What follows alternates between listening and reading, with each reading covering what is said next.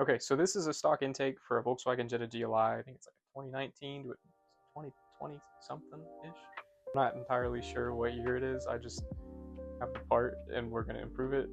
But normally the air obviously is still going to come through here. Like this is just what goes out to the front of the car. Air will go in, goes through the flat filter, and then goes up here and gets redirected into the stock intake pipe. So we're going to create something that is still closed top because we want it to actually be a cold air intake. We don't want warm air intake. So we're going to make room for a 3-inch pipe as well. And then a much bigger, I think it's called pod filter or ram filter. You'll see it soon anyways. But yeah, so we're making space. There's also baffles inside of this intake, and you can see them. Oh, it's squeaking at me, dog. So these baffles,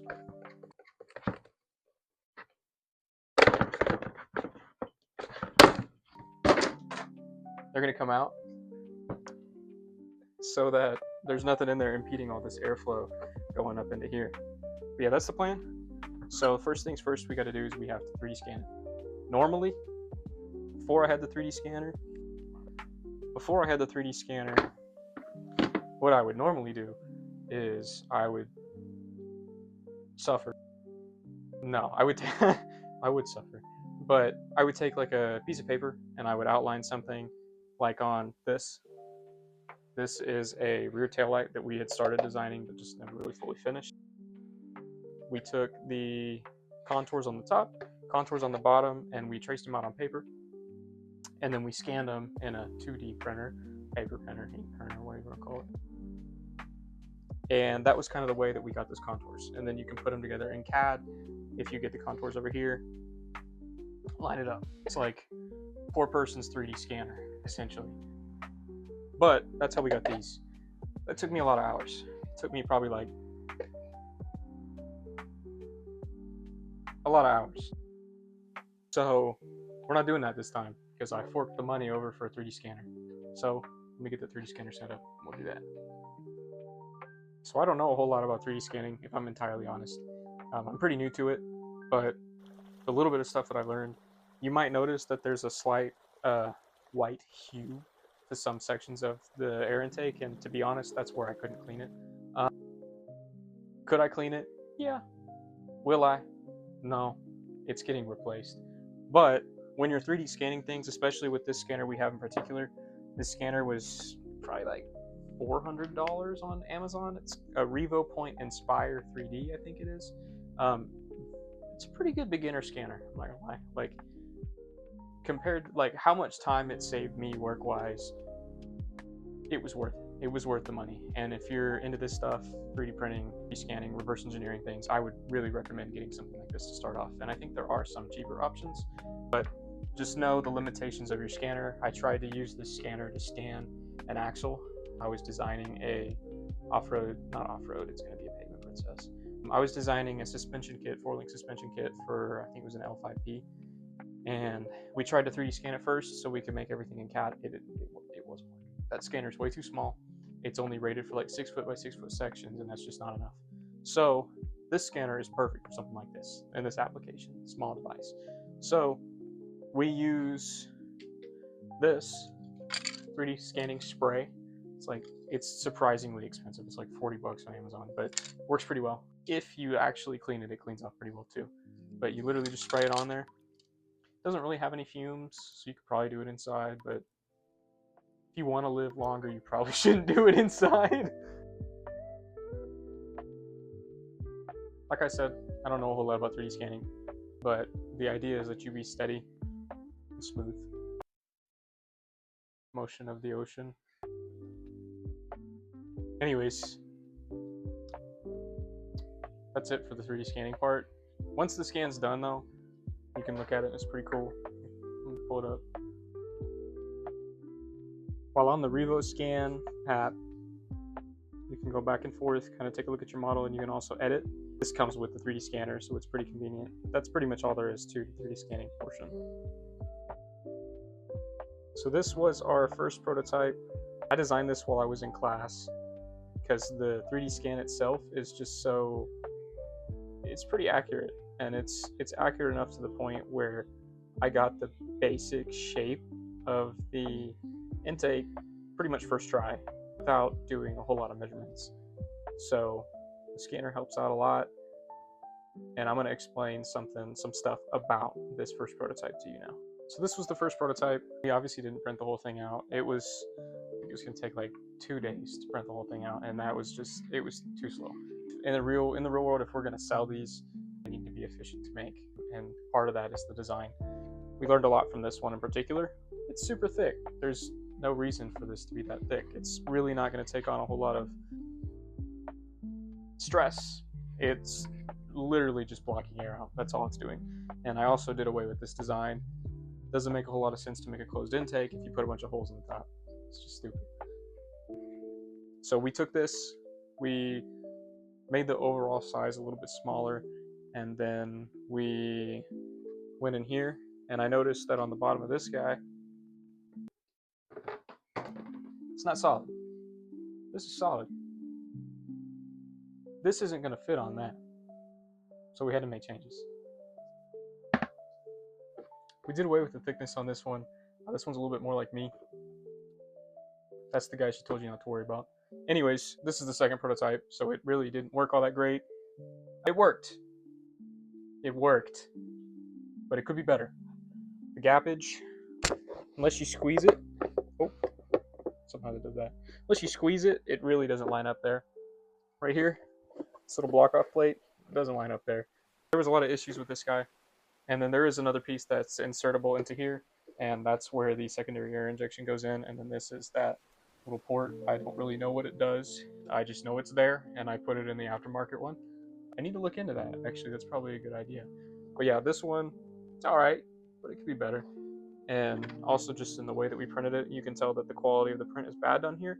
That's because I saved money on this print. I saved time. I put it upside down, printed like that, because it needed less supports. And well, like me, this needs a little more support. We're gonna switch the other one. I'm gonna show you the next one. So this is the final prototype. As you can tell, this part never changed. This is the secondary air injection. It just glues in place. The main reason I printed it flat and not like as a part of this is because if the printer's working along that axis, filling up like this, you can get real circles. And you like real circles. So I think I just smacked the microphone, but you can tell this one fits a lot better. That line lines up really well. These lines line up pretty well too. And part of that is because the way this one is designed.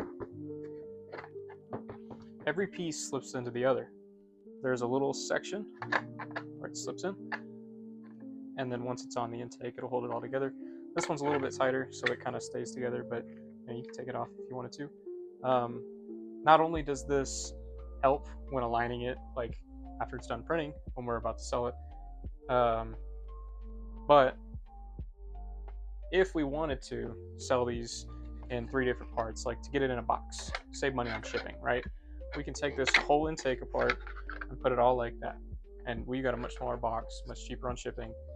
The whole idea of these is to make an affordable option for people who can't afford to buy, I don't know any brands off the top of my head, but like some of those intakes are like $450. This is probably going to be way less than that. This is going to be way less than that. I shouldn't say probably. It will be. And there will be room to grow on it too. That's the thing. As this continues to get more advanced, like we have plans to make another section for this intake. Why can't I get this on there? I got it on backwards. We have plans to make another section of this intake that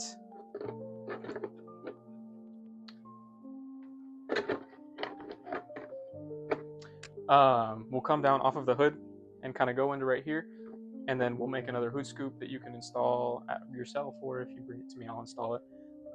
Granted, it depends on where you're at. Might not be near me if you buy one of these. The air going over the hood, it's going to catch that air.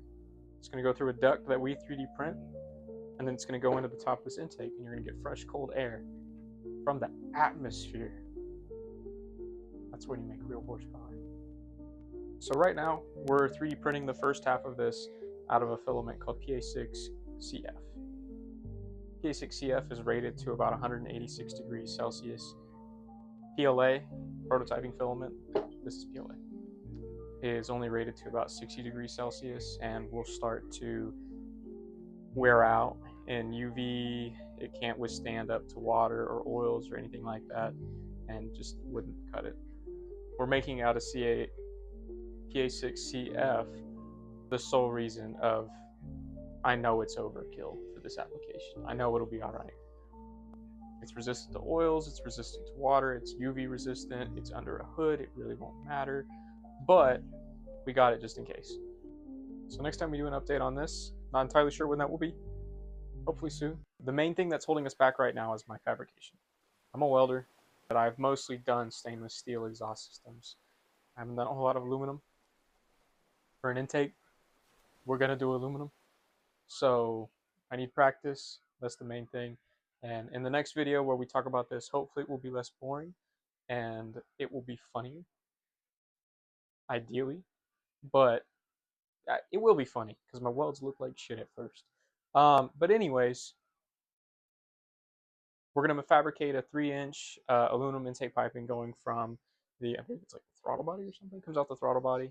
We'll have to have a silicone adapter that steps up to 3-inch, and then we're gonna come around, go into the intake, and then that's when your filter's gonna be in there. So pretty soon we'll get that started. We'll be able to see the carbon fiber filament, and then as time goes on, we're gonna put real carbon fiber on it. My business partner is in school for aviation, and he's being taught how to lay carbon fiber composites, part of the program. So we're gonna figure it out, and we're gonna make it look really cool. But something I also didn't mention, the reason there's a big ass hole in the top of the intake is because I bought polycarbonate, and damn it, I have a dream. And I'm gonna cut that out. This is the DXF file for that general shape. Print it on a 2D printer, and I'm gonna cut it out. And then the polycarbonate's gonna be in there. It's gonna have a little logo right here. Might do an LED in there. Might get fancy. We'll find out. But have the logo, polycarbonate. You'll see your intake, and then boom, affordable aftermarket intake. But anyways, if you're interested, in what we're doing and you want to see more, we need to start doing YouTube. I need to start showing my fabrication. I need to start showing what we do because we want to race. We want to do rally. That's our goal.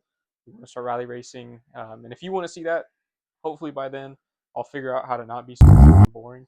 And I'll talk more. I'll make more jokes. I already talk too much, but ideally it'll be less boring and I'll have a handle on that. But if you want to see more, if you want to invest in our journey towards racing, we're pretty young dudes, so it's going to be a little bit, but we're here for the work.